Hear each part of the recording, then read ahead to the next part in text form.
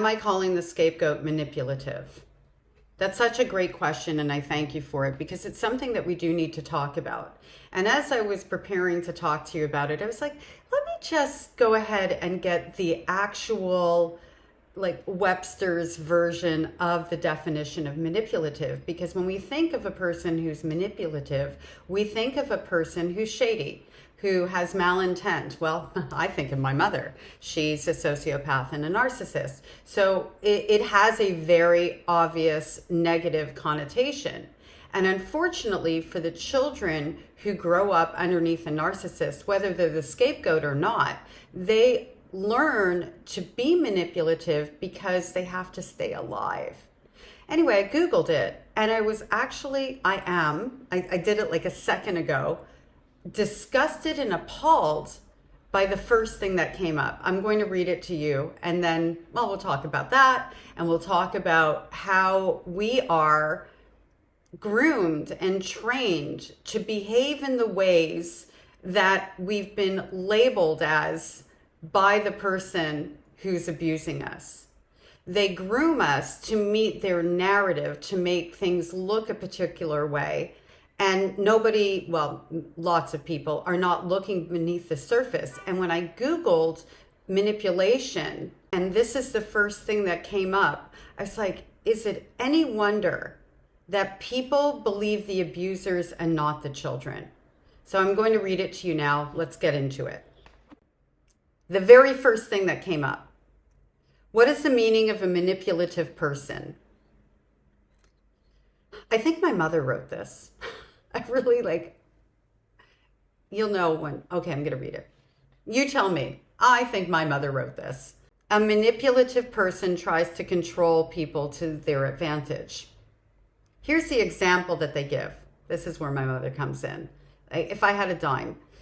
Even as a child, she was manipulative and knew how to get her own way. And then it has a smart vocabulary, related words and phrases. And the example that was given, controlling and being in charge.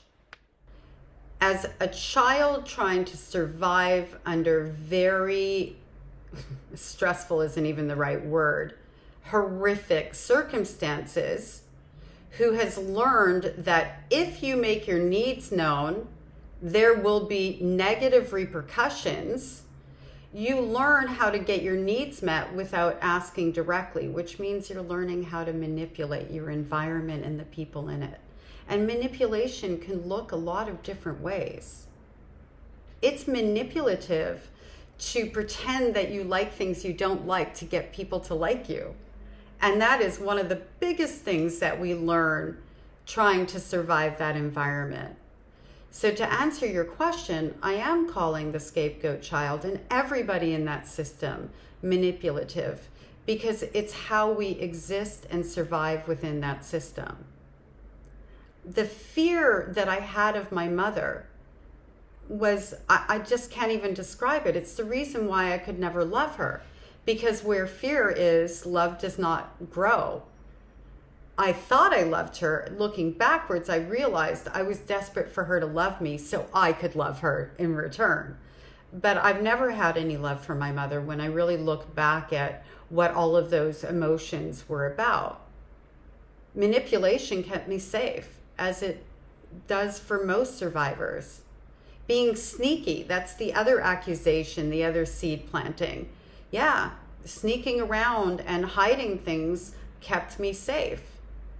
We're groomed to do terrible things, to carry the labels that they've created that we have to live down to the standard of in order to survive. And then we grow up certain that we are terrible people, unworthy of love. That's the whole dynamic behind it.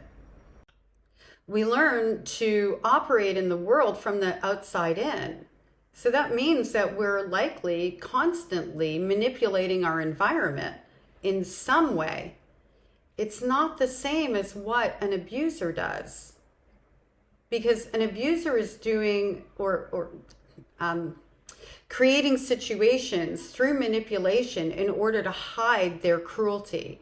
in order to be liked, in order to live in plain sight, like, you know, the mother of the year. And then the minute the lights dim, they're as well. For my mother, the nicer she had to be in public, the worse she was in private. They're manipulating to be in control. We're manipulating to survive, quite literally. And when you grow up that way, then you get out into the world. And I was the liar of all liars for the longest time. Do you like this kind of food? Yes, I do. Don't like it, but I'm going to eat it and I'm going to smile because I'm afraid you're not going to like me. I don't know that you're not going to abandon me. Oh, can you do this thing for me? Sure, I can. I've got 16,000 other things going, but I fawn in the face of a question, or used to, asking for something from me that I'm now going to have to break my back over. I'm being inauthentic to myself and I'm manipulating the other person because I want them to like me. So I'm agreeing to something I don't agree to because I don't want to be abandoned and because I want to be a good person and because good people serve others. That's what we're taught. We're taught how to lie, sneak, manipulate, do whatever we need to do. But we're not doing it to control the other person. We're doing it so that they don't leave us behind. And that is a very different dynamic. It took me a very long time to learn how to live life from the inside out. I'm a therapist for narcissistic abuse survivors specifically, because I know the things that we go through and the behaviors that we carry that continue to erode our self-esteem. I know how we use relationships for self-harm because we do the love that we know and we don't know how to attach to healthy people because we can't. It's like a foreign language. What? You're not going to hurt me? You're not going to gaslight me? You're not going to manipulate me? I don't know how to live in this relationship. I know how all of this rolls out because I lived it for so many years. And at some point, through therapy and through life, and even through being a parent myself, I figured out that I was set out into the world upside down at a tremendous disadvantage.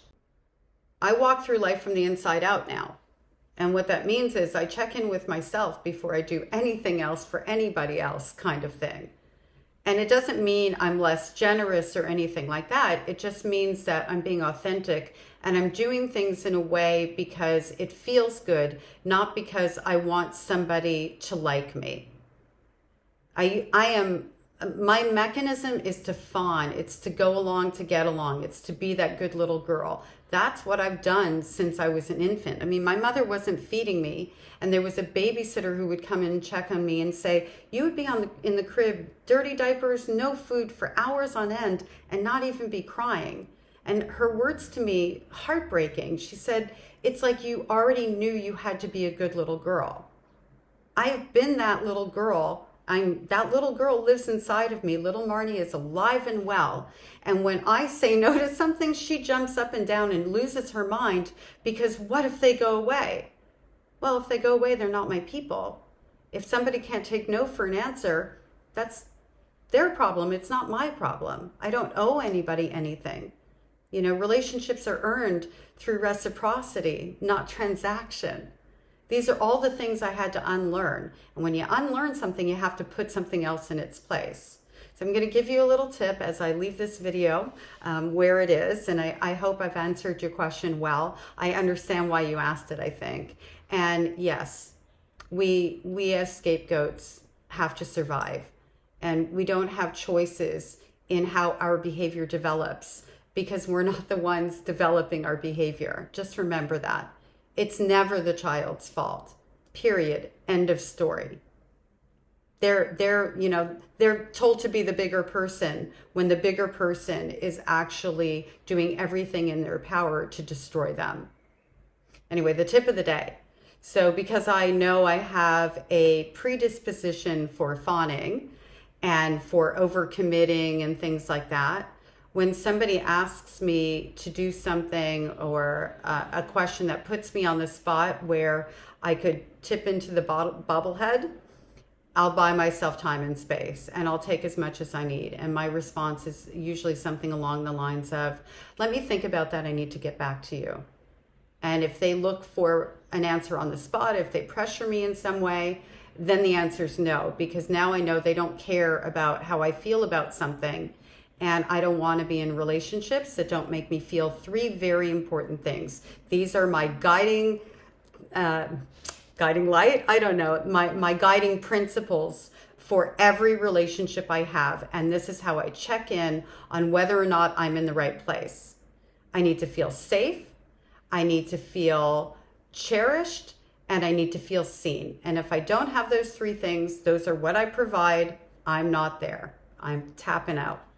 So thank you for the question, and I hope you have an amazing day. And I would love to see your comments on this topic and how you feel, especially about, maybe carrying the label of the scapegoat and the manipulator, because I want to make sure that anybody that's out there isn't carrying that in a way where you feel like that makes you a bad person or it's your fault.